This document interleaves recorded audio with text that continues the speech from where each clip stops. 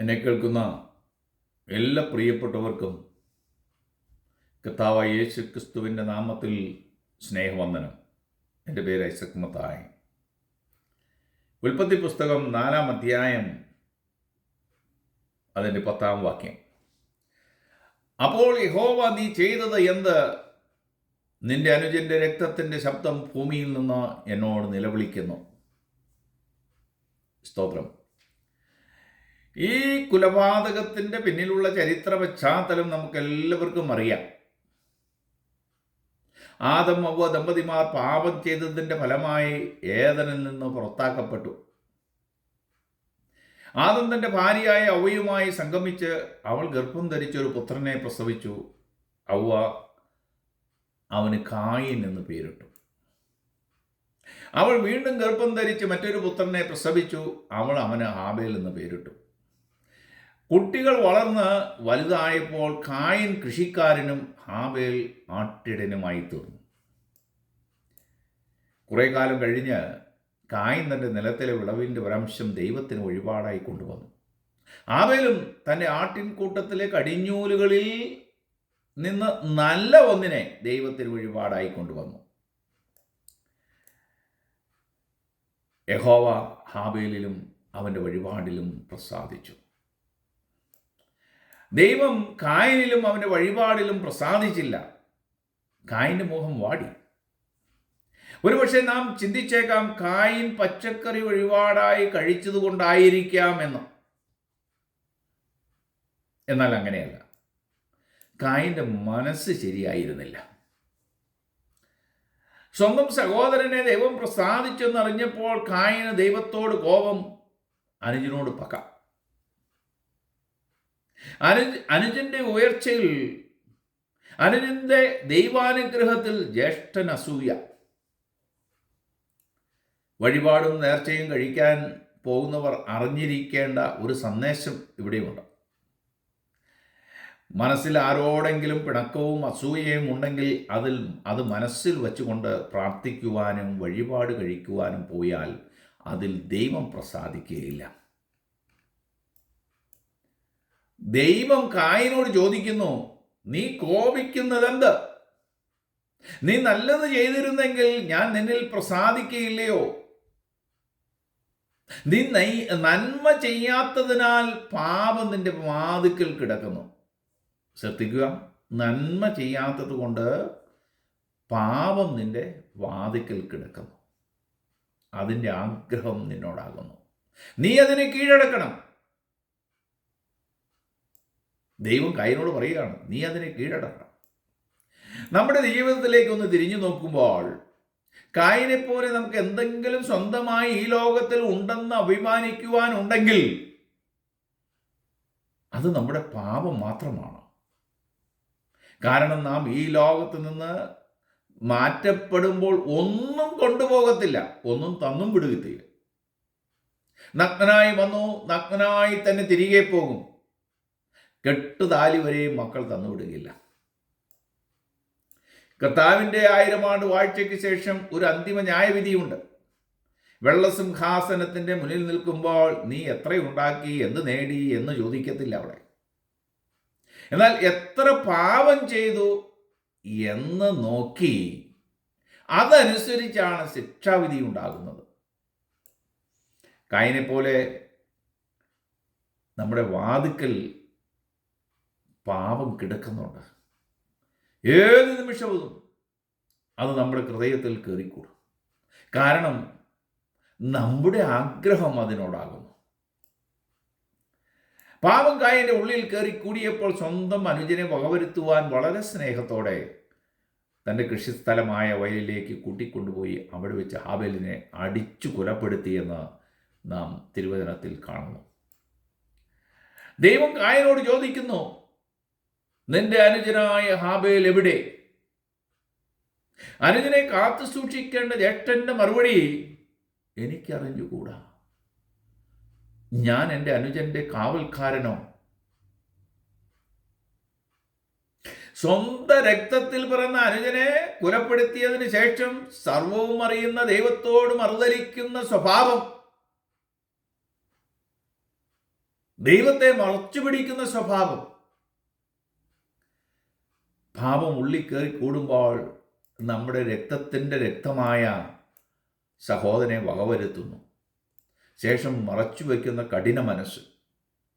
അപ്പോസ്തലനായ യോഹന്നാന്റെ സുവിശേഷം 3-ാം അധ്യായത്തിൻ്റെ 15-ാം വാക്യത്തിലേക്ക് നാം നോക്കുമ്പോൾ, സഹോദരനെ പകയ്ക്കുന്നവനെല്ലാം കൊലപാതകം ചെയ്യുന്നു.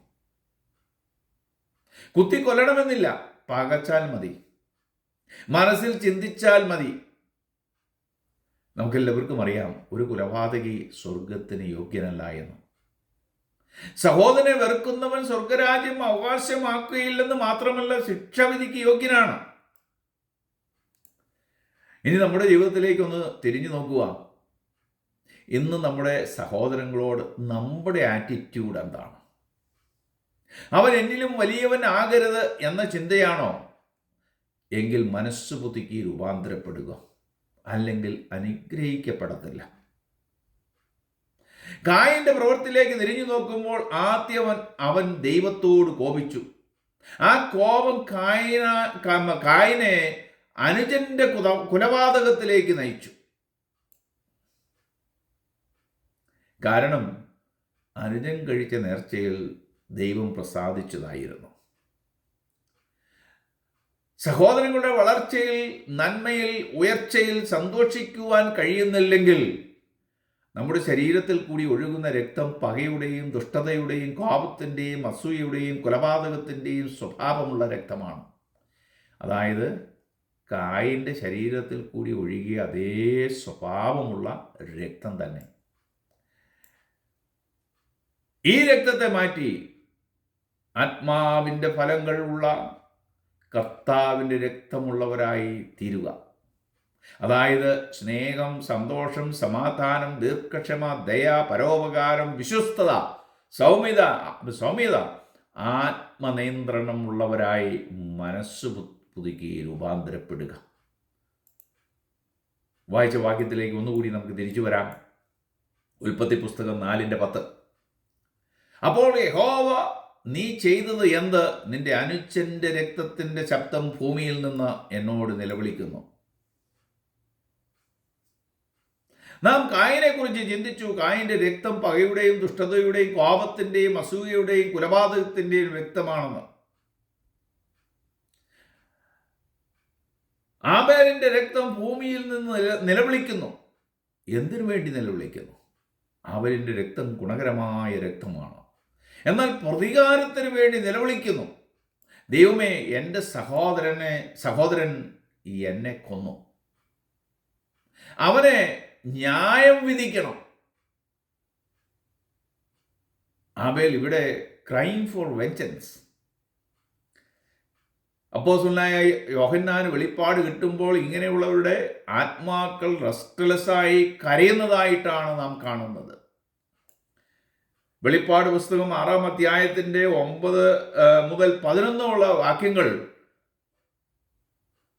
നാം ഇവിടെ കാണുന്നത്, അവൻ 5-ാം മുദ്ര പൊട്ടിച്ചപ്പോൾ ദൈവവചനം നിമിത്തവും തങ്ങൾ പറഞ്ഞ സാക്ഷ്യം ഹേതുവായി മറക്കപ്പെട്ടവരുടെ ആത്മാക്കളെ ഞാൻ യാഗപീഠത്തിൻ്റെ കീഴിൽ കണ്ടു.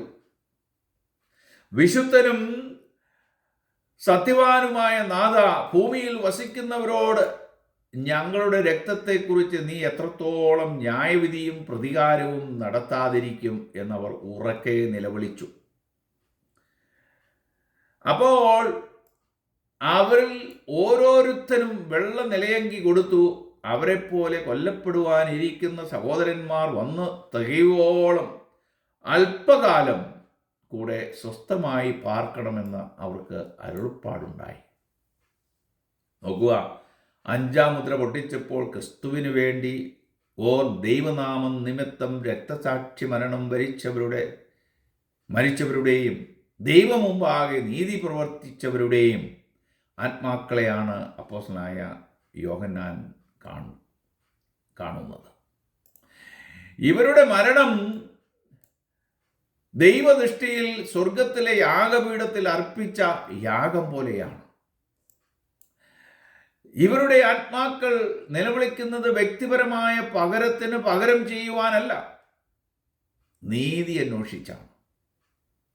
അതായത്, നാഥ, ഞങ്ങളുടെ രക്തത്തിന് എത്രത്തോളം നീ പകരം ചോദിക്കാതിരിക്കും? ഓരോ രക്തസാക്ഷിക്കും ഓരോ വെള്ള നിലയങ്കി ലഭിച്ചു എന്ന് നാം കാണുന്നു. വെള്ള നിലയങ്കി നീതിയെയും വിശുദ്ധിയെയും കാണിക്കുന്നു. നീതി പ്രവൃത്തി ചെയ്ത് രക്തസാക്ഷിക്കാരായ എല്ലാവരും കൊല്ലപ്പെടുന്നത് വരെ ഇവർ കാത്തിരിക്കണം. ഇവർ റെസ്റ്റ്ലെസ്സായി കരയുകയാണ്. രക്തസാക്ഷികളുടെ എണ്ണം പൂർത്തിയാകുമ്പോൾ ഭൂമിയിലുള്ള മറ്റുള്ളവർക്കെതിരെ, ഇവരെ കൊന്നവർക്കെതിരെ ദൈവം തൻ്റെ അന്ത്യന്യായവിധി അഴിച്ചുവിടും. ഇനി നമ്മളിലേക്കൊന്ന് നോക്കുക. നമ്മുടെ സഹോദരൻ ചെയ്ത തെറ്റിന് ക്ഷമിക്കാതെ ഇപ്പോഴും പ്രതികാരത്തിനായി നോക്കിയിരിക്കുകയാണോ? അങ്ങനെയാണെങ്കിൽ നമ്മുടെ ശരീരത്തിൽ കൂടി ഒഴുകുന്ന രക്തം ന്യായവിധിക്ക് വേണ്ടി കരയുന്ന രക്തമാണ്. മരിച്ചാലും ന്യായവിധിക്ക് വേണ്ടി കരയുന്നവർ ചിലർ പറയുന്നത് കേട്ടിട്ടുണ്ട്, ഞാൻ മരിച്ചാലും അവനോട് ക്ഷമിക്കത്തില്ല. സ്നേഹവും ക്ഷമയും പരിശുദ്ധാത്മാവിന്റെ ഫലങ്ങളുമുള്ള കർത്താവിന്റെ രക്തം കൊണ്ട് കഴുകി ശുദ്ധരായി തീരണം.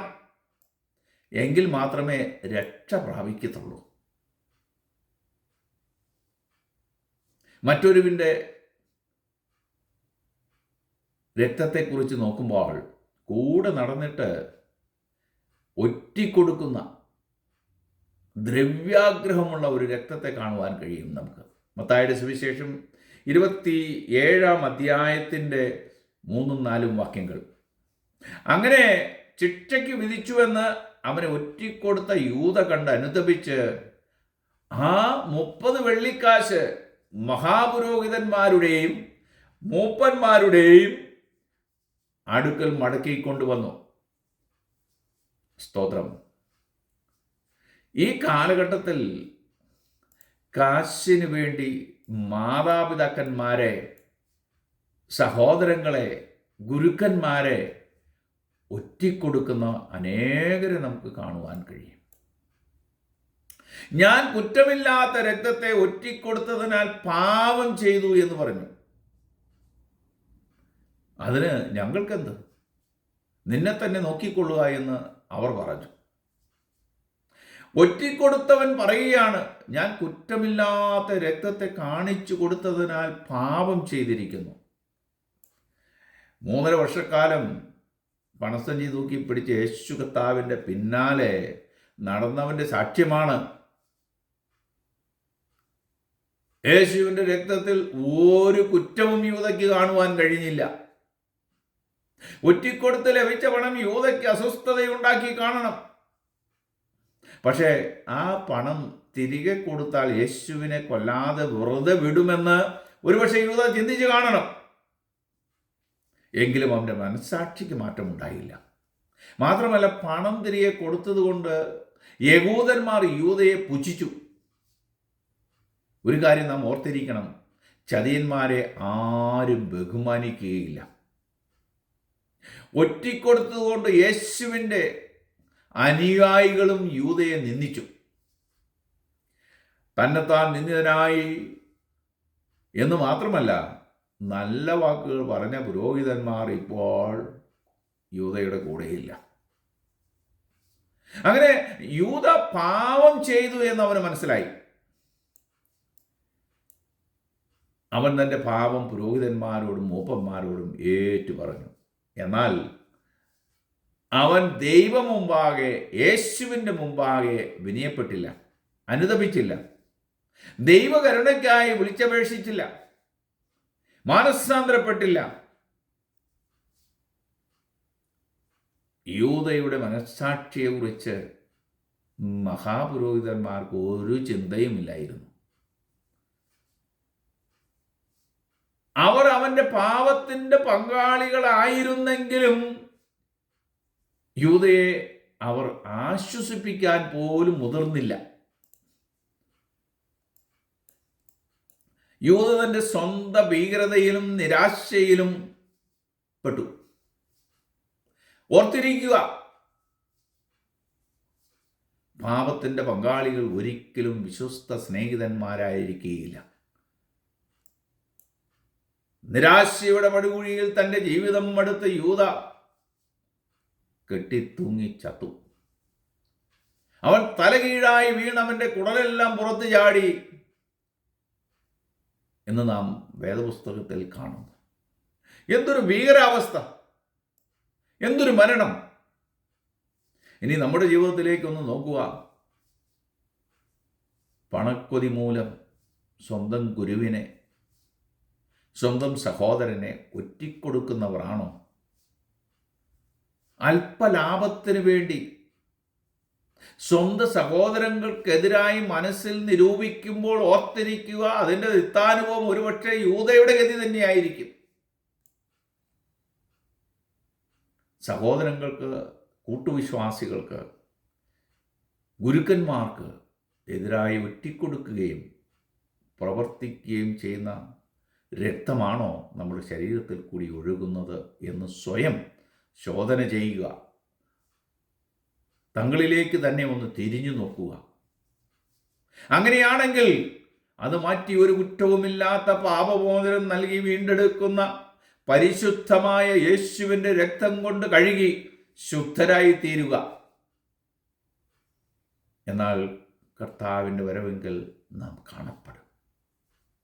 ആ പരിശുദ്ധമായ രക്തത്തിന് ക്ഷമിക്കുവാൻ, നമ്മളെ കഴുകി ഹിമം പോലെ വെളുപ്പിക്കുവാൻ, നമ്മെ വീണ്ടെടുക്കുവാൻ കഴിയുന്ന രക്തമാണ്. അതിനായി നിങ്ങളെല്ലാവരെയും കർത്താവ് സഹായിക്കട്ടെ എന്ന് പ്രാർത്ഥിച്ചുകൊണ്ട് എൻ്റെ വാക്കുകളെ അവസാനിപ്പിക്കുന്നു. മറ്റൊരു വീഡിയോയുമായി വീണ്ടും കാണാം. God bless you.